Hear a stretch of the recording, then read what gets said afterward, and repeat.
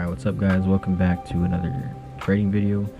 Today is September 5th and we traded today. We traded on both gold and NQ. I'm just going to jump right into it. You can see here on the right screen that gold is setting up. Both were bullish today. So first what I wanted to do was set a buy limit at a 1 minute gap, but then it never came back.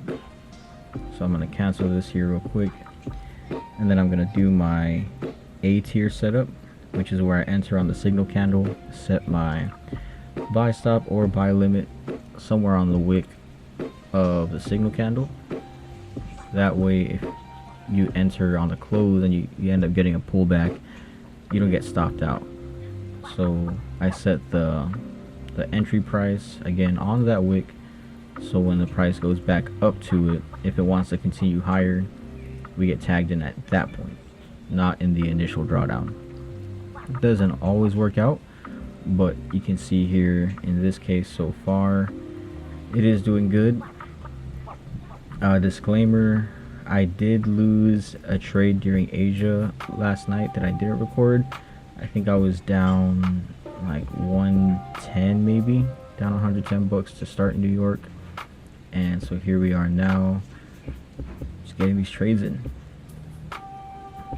For the early parts of New York AM, you can see that the NAS was consolidating here inside the 15-minute opening range, and you know, a lot of times during NFP it'll chop for a little bit, but then once it makes the breakout during NFP day, more often than not it's gonna continue in the trend.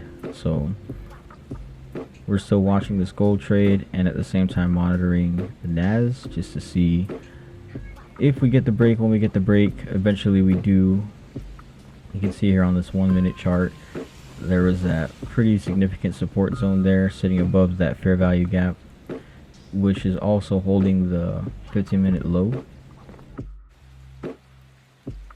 I mean, you see here right when we touch that low, I start looking. So I'm not going to enter just yet just because we touched it. I'm looking for an actual entry price. So right here I found a 1 minute bearish fair value gap. So I set my sell limit right below the bearish gap.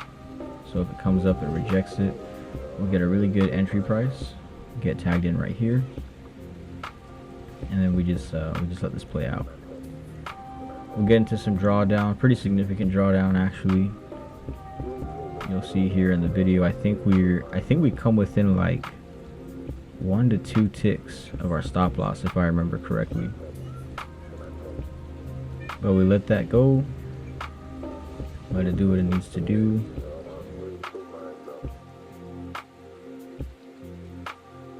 So now we're in really good profit on both of our trades here.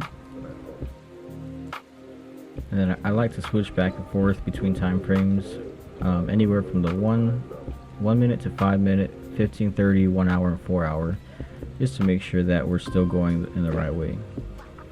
Now you can see here we got stopped on both trades in profit, so I'm going to re-enter on NQ because the other setup is still happening. So again, this is another A tier setup. What I consider A tier setup is just a breakout and a closure above or below our key levels there, and the A plus tier is a break, a close, a retest, and then another break. So this is another A tier setup. I needed to make some of that money just for my consistency rule here with TradeDay. This is a TradeDay account, by the way. This is a brand new TradeDay account that I just opened up last night.